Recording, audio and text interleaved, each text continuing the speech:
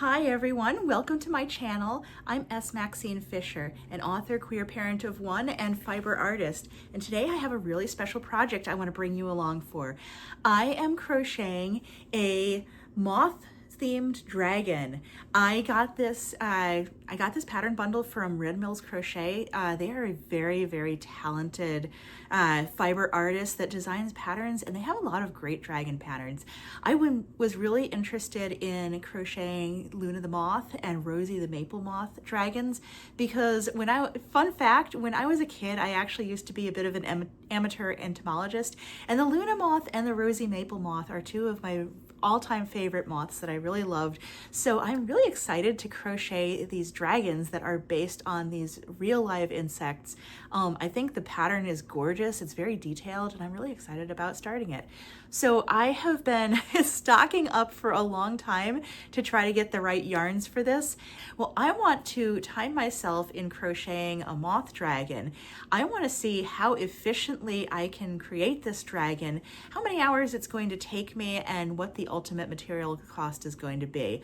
I am then going to use, I have a pricing spreadsheet from Kristen, who's a fellow crocheter, and I will link their channel down below, and as well as linking that video on pricing. And I'm going to use their formula to price the Moth Dragon and find out how much I should ultimately be charging for it at markets as well as online.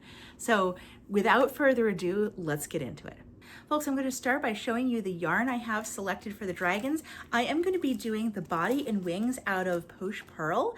And I have a couple different hooks that I'm going to try. I will do some testing before I actually get into the timed part of the pattern and select one of these, but I have a 5mm hook and I have a 4.5mm hook because she does ask you to use two different size hooks. I'm not sure yet which part of the pattern uses which. So we're going to put these to one side. I also did invest in some faux fur yarn, and that is actually, I ordered it online and I'm still waiting for that shipment to come in.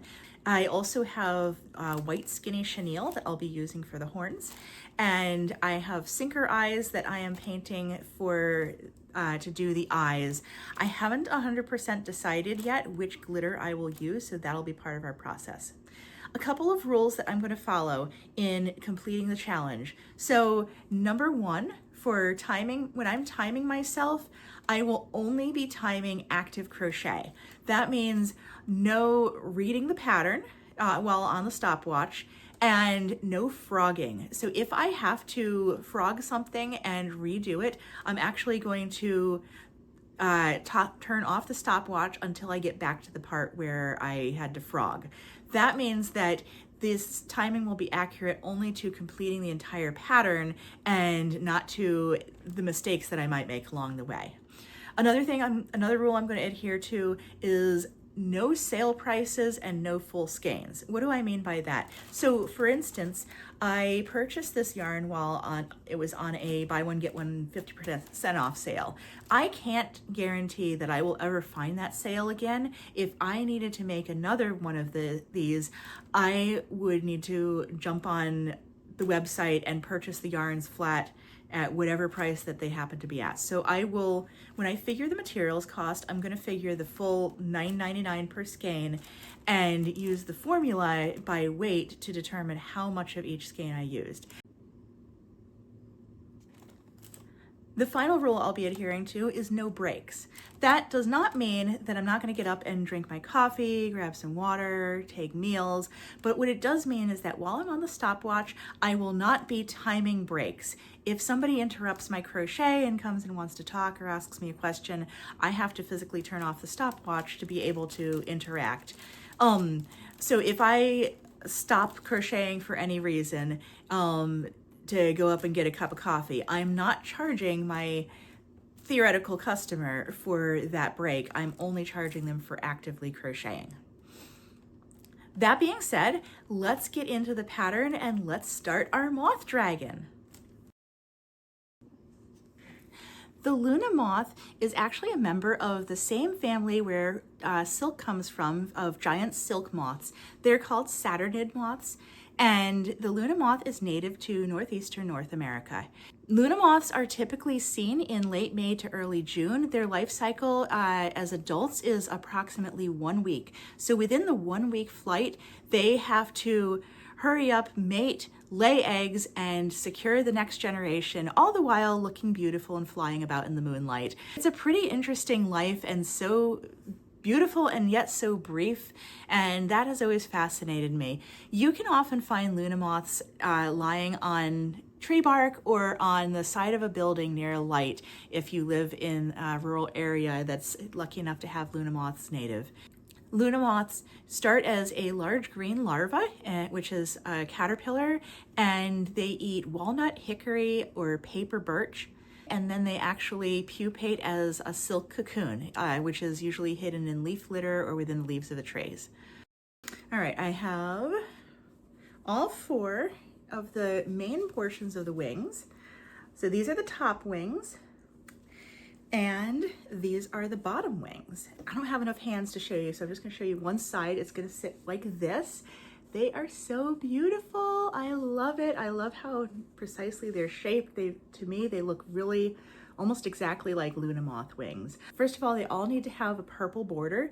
And then there is this curly Q piece that attaches to the bottom, which I'm not sure how satisfied I am with this. So this is kind of where I got stuck last night.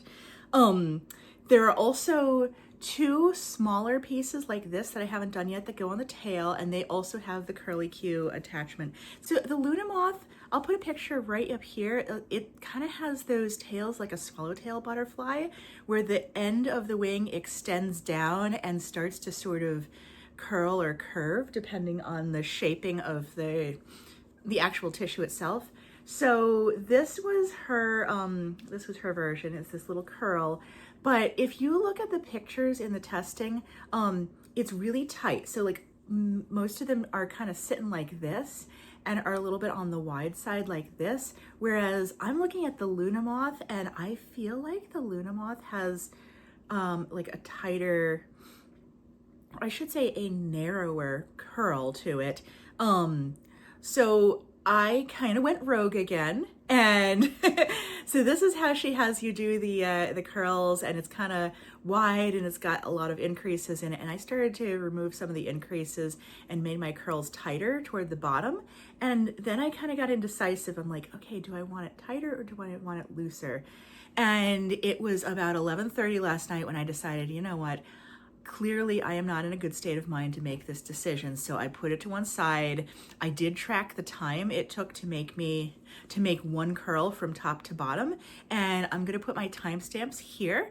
So I spent the first timestamp is the first top wing, then the second top wing, and then the 2 bottom wings. I did spend about 15 minutes on one bottom wing and 18 on the other. But I think actually the longer timestamp is more accurate because I think I might have missed a row or 2, or a round or 2 when I was doing the bottom wing.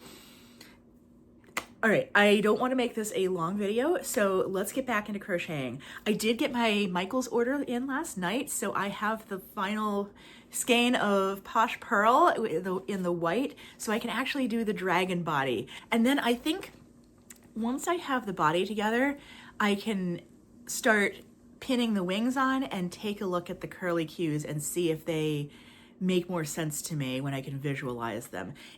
All right, folks, I changed my mind and I did not do what I said I was gonna do.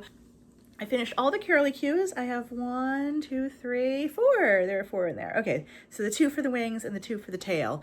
So I just didn't do the purple part around them because that's where I had gotten stuck. So I'm gonna put those to one side, and now I am going to start on the dragon's tail. So maybe we can crochet and chat a little bit while I am doing that.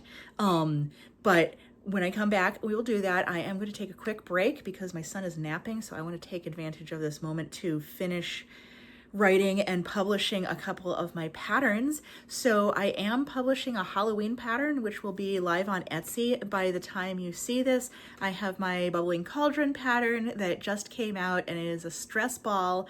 And this thing is so much fun to squeeze and try to get the bubbles to come out all the different apertures. I also have another one that I'm still working on, which is a puffer fish. So that will be coming online in hopefully a few weeks once I get it through testing. So without further ado, let's jump ahead and jump into the tale. So how I really got to learn more about butterflies was that after that symposium that my mom took me to, where I learned about insects to begin with, we went by a pony pasture, and I will preface this with, don't do this at home, kids, and I will explain why. But we went by a pony pasture where there's this huge swath of common purple milkweed, and my mom started looking under the leaves, and I asked her, hey, what is that? What are you looking at? And she showed me these little tiny pinpoint, what looked like tiny crystals under the leaves, and they were monarch eggs of the monarch butterfly. So we ended up finding some plants that had the eggs on them, or that had the teeny tiny larvae that were already hatched, and bringing them home, putting them in some water.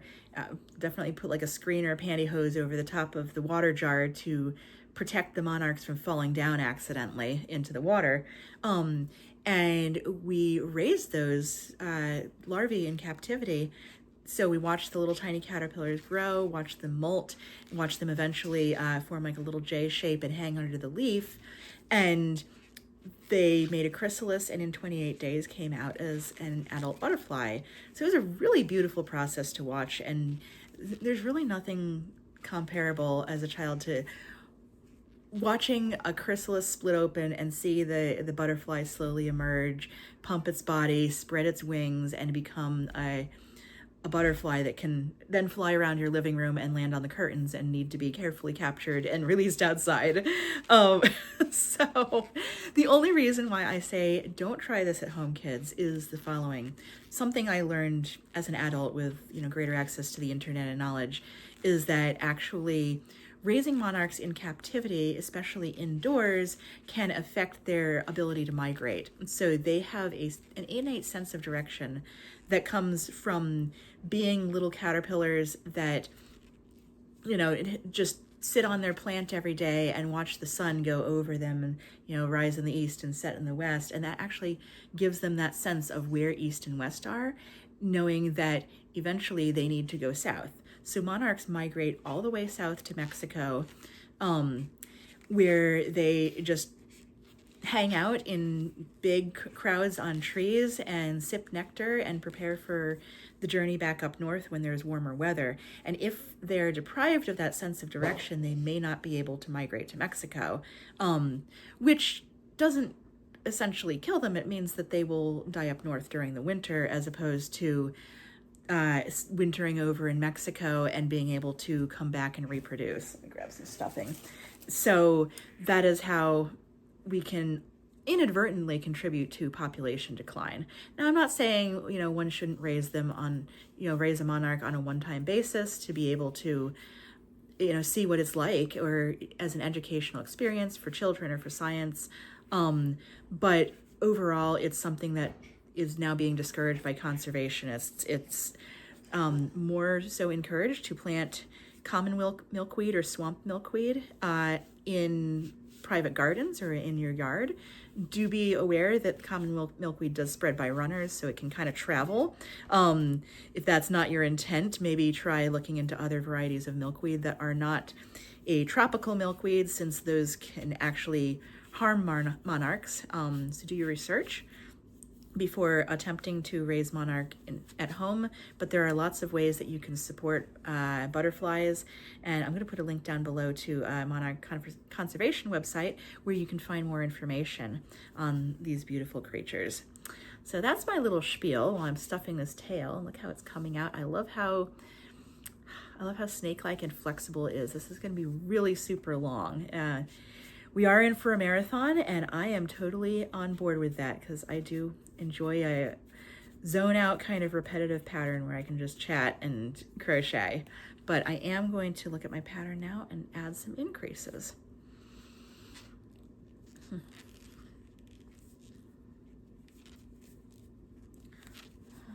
2, 3, 4, 5, 6. Okay. Let me see, I gotta turn you off so okay, I really am glad I checked my pattern because this is not the exact same tail as you would see on Winnie the Dragon or Celeste the Dragon that I've done in the past. Some other great patterns by Red Mills. So it's not exactly the same, which is why I'm glad I checked. So I am gonna keep on following this as it goes. I am gonna put you guys on a time-lapse mode while I crochet the rest of this. And I'll see you when we get to the body.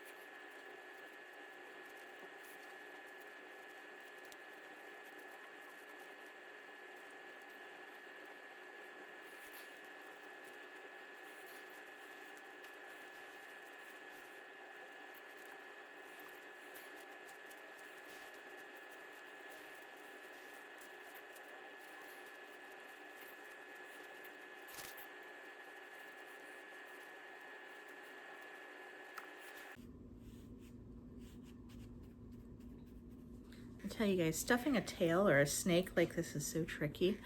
I feel like you have to do it stuff 2 or 3 times between increase rounds just to make sure it's nice and consistent and even. And you don't want any cloths in there, any big chunks of fiber fill. So I'm kind of sticking my hook in here and breaking them up if I find anything that feels a little wonky.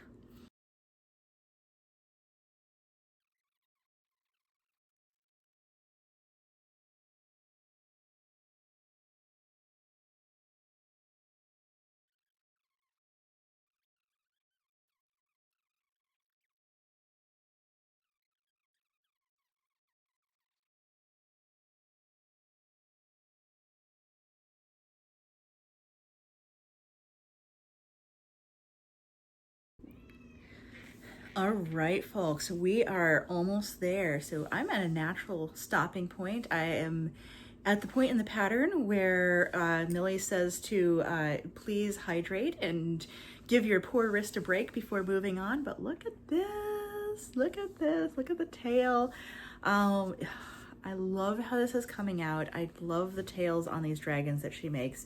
I love the fact that they are very generous and I don't know, this is just it's a fun dragon to kind of loop around your shoulders and carry around with you. I hope that this makes some kid really happy, but it has definitely made me really happy. It was a fun, I don't know, it was just a very relaxing project. I am gonna even out a couple of very almost imperceptible lumps. I know I've seen at market tables a few people who had like Winnie dragons that got a little lumpy, and they definitely look nice when they're all smooth and even. So, all right, I think I'm happy with this. I'm gonna put it to one side up on my little crochet shelf and hydrate before moving on. I also have some things to do, so I'll probably come back later tonight and work on the rest of the body. Guys, I'm just coming on to share. So I'm in the middle of making, juggling 2 different plushies. You probably already saw Anchor the Octopus. If not, go see that plushie or add it to your watch later. But I went to Michael's to get glitter for the eyes for Anchor, and I got this whole multi-pack, and I think some of these would be really, really good for the Moth Dragon, because look at that. Hard to see the color. I feel like this, no, I don't like this pink, but I feel like either this or the dark, what's it called? Grape. It's got grape and iridescent grape. I don't know why they're called grape because they're both a pink, but I'm really loving that color. And I like it's hard to see on camera, but it has just this undertone of the raspberry that is really striking and matches with this color yarn. So I might use that for my Luna Moth Dragon. Let's see, I'm gonna go paint some safety eyes now in a bunch of different colors. And that way I have choices for when I get the head completed. Hey everyone, coming on because, spoiler, it is next week. Hey everyone, coming on because a whole week has gone by since I last worked on the Luna Moth Dragon. I have been super busy in the meantime. It is the High Holy Days, so I actually got a handful of orders for Keepas. I also got an Anchor the Octopus order, which is that my rainbow anchor is sitting up here living his best life on my yarn wall. And I sound like I'm sick. I'm not. I'm actually just sniffling because I just reorganized my entire craft room. And it turned into a huge project, so I expanded my yarn wall by one. I still don't have enough space for all my yarn, but it's all good because I am planning to tear through some of this stuff in the next coming weeks. So meanwhile, I was gonna do a big photo shoot with the octopus and show him like using my crochet hooks with his different arms and just like living his best life outside in the sunshine, and I do not feel up to it. I'm gonna have to put it off till tomorrow because I can't take pictures and futz around with an octopus while sniffling. So I'm gonna put that off till tomorrow. And I think the thing that is gonna make me feel the most relaxed is to finally get to sit down and work on this dragon. This is progress I have so far. I finished the entire tail all the way up to where we start increasing for the body. So I am going to get back to work and turn my timer on. And I will see you folks when I have the body done.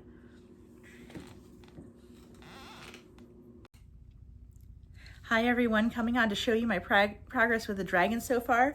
We are officially 7 hours and 15 minutes into this plushie, so this has got to be one of the longest running dragons that I've made. Not that I've made a lot of long dragons, but here, let me show you my progress so far. We have the body, and here is the body that's sewn crocheted all the way up to the neck, and the long tail. Oh my gosh, I love this tail. And I love how flexible it is. I really am happy with the way it came out. So this is basically all ready to sew. I also have all the legs done. Let me grab the legs.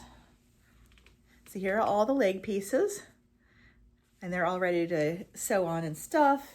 And I have all the wings done except for the border. And here is the head. I have actually put this aside for a couple days because I was super ambivalent about these eyes. I made them with the white pupils and I used that iridescent grape glitter. I love them, but I'm not sure I'm completely sold on them, and I think I need to see them on the finished product. So I am going to get to work sewing. I'm going to finish up the back of the head. Actually, this might be done. No, this is not done. I just stuffed this. That's where I left off. Okay, so I'm going to finish up the back of the head and then get to sewing, but I am just going to tack the head on after I sew the other body parts, put the wings on, and get ready to do the borders of the wings. That's the only crochet part I have left. So wish me luck. Let's see how this comes out. And if worst comes to worst, I might unstuff and redo these eyes. I am not 100%, but I need to see the color on the finished product before I make a decision. All right, everyone. So I definitely made a mistake with those eyes. So after I laid it out with the body, I could definitely see that color was not right. It was really too overpowering. So I did take the eyes out. They're sitting right here, and I will probably use them for a more appropriate color plushie. I don't know what yet, but I'll hang on to them, or maybe I'll include them in one of my collections. But for this dragon, I made these, and I think this is definitely spot on. It is an iridescent white that has undertones of light pink and light teal or turquoise. I'll hold it up to the camera so you can actually say, I like this. This is much, much, much better. That was a chunky glitter mix I got at Joann's before they closed. So yay, Joann's. All right, now I'm gonna restuff the head, finish it up, and I'll come back to you when I have all the pieces and can have, you know what? I'm gonna come back to you when I have the body all put together. Okay guys, I saved this piece for last, and I have been trying for the past 15 minutes to start round 1 of the antennae. So the antennae are done using fur yarn, and I chose this, let's see, this is Loops and Threads faux fur. I am having so much trouble with it, so despite my aversion to crocheting 3 single crochet in a magic ring and increasing from there, I am working, that is what I am doing. So I now have like 3 different stitch markers in my stitches, and I've marked the tops of the last 3 stitches. So I'm gonna see if I can do this for real this time. Okay, let's see how it goes.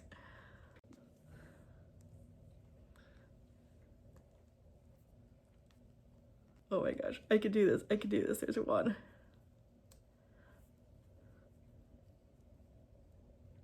All right, there's 1 increase.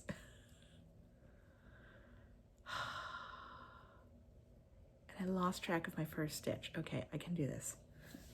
I need another stitch marker. I'm gonna use yellow.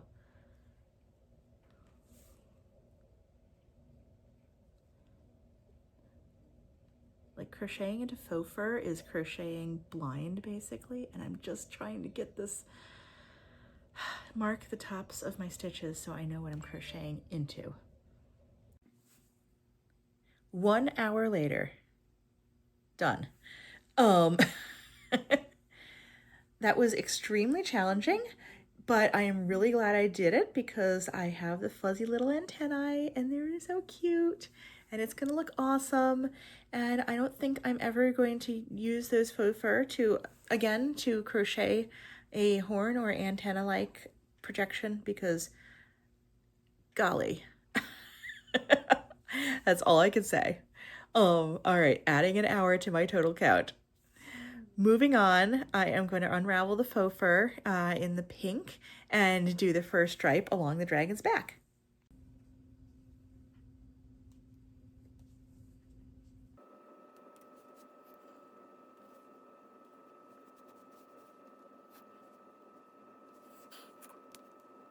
This yarn is shedding a lot and I don't like it. I feel like, I don't know, I feel like I've worked with not a lot of faux fur, but the faux fur I have worked with did not shed like this. This is like, I just feel like I'm getting all these little fluffy webbies everywhere. I don't know, I'm not super happy with this yarn. Hey everyone.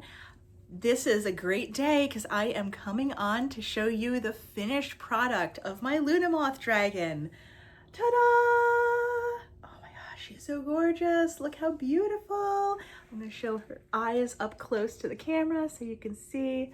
Let's see if I can get the better angle with the lighting. There we go. Oh, she's so pretty. Look how this came out. Look how amazing. This was probably the most work I've put into any dragon. Look how long the tail is. This is the tail piece. Mine did come out a little asymmetrical, but that's okay. She's an imperfect Luna Moth. I love the tail fin. I love how long the tail is. Here you can see her on me. She's kind of curled up with her long curly tail. The ears on this are such a beautiful design, and I love the little tiny horn nubs. I feel like they're just right. A lot of dragons have these big long horns, and I like that she kept these small because then you have the antennae and you can really see the full effect.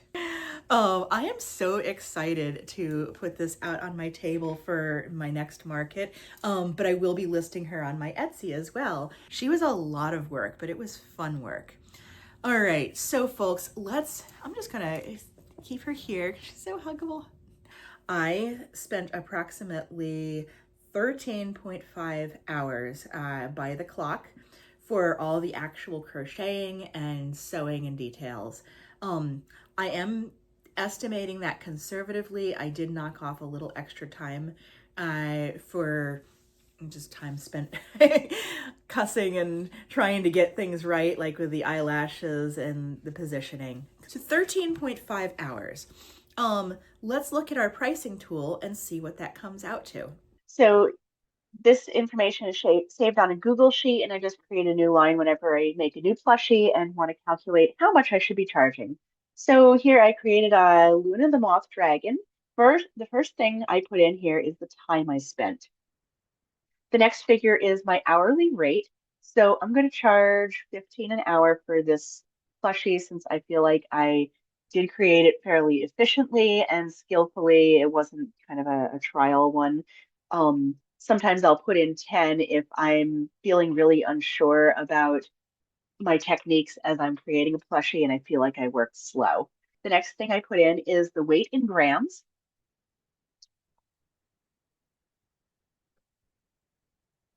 So I do have it worked out to no matter what yarn I use, as long as I'm charging full price per skein, it's going to be about 4 cents per, sorry, it's going to be about 4 cents per gram. Uh, that's including both the yarn and the polyfill. I charge $5 for the safety eyes since that's the market price. If I was to make and sell a pair of safety eyes on Etsy, um, we did not use any hardware on Luna. Did I add anything to her? No, I did not. Okay, so no hardware. I did include a pattern upcharge since I paid a significant amount for the pattern, and I'm not likely to make that pattern multiple times in the near future. So I usually include a pattern upcharge for larger plushies. I don't for my smaller market items where I'll make 10 to 20 of something, then I'm not going to worry if I used a paid pattern. Any other supplies? No. And so you can see these are the prices that I have worked out. The first basic price that you have is my market price. This formula is for when I am selling in in-person markets, estimating usually approximately a $50 to $75 fee for the market booth and your usual point of sale fees for using Square to process credit cards. That's kind of a really basic price that I have. And so Luna would work out to be about $288 at market. The Etsy price is, sorry, the POS price tag. I have this rounded to the nearest $5, so that's what I would put on the price tag. Now I can go ahead and adjust this if I feel like I want to make it something different from 290. So, if I want to make it more appealing to buyers, maybe I'll put it at something like 285, just because sometimes people are more amicable to that, $5 price increment than if it's at a $10 increment. Um, the Etsy price is calculated based on all the fees that are involved in creating and marketing something through Etsy, including which is basically rolled into your basic Etsy fee, as well as point of sale processing, the listing insertion fee, etc. But you'll see that the price is higher than normal. I will be honest that I have found that no matter what I mark an item as, I will only sell plushies when I'm running a sale. So I just have to adjust my prices accordingly. So this is what I actually want to get for the item. I'll have this spreadsheet linked down below, as well as Kristen's video on how she came up with the formulas.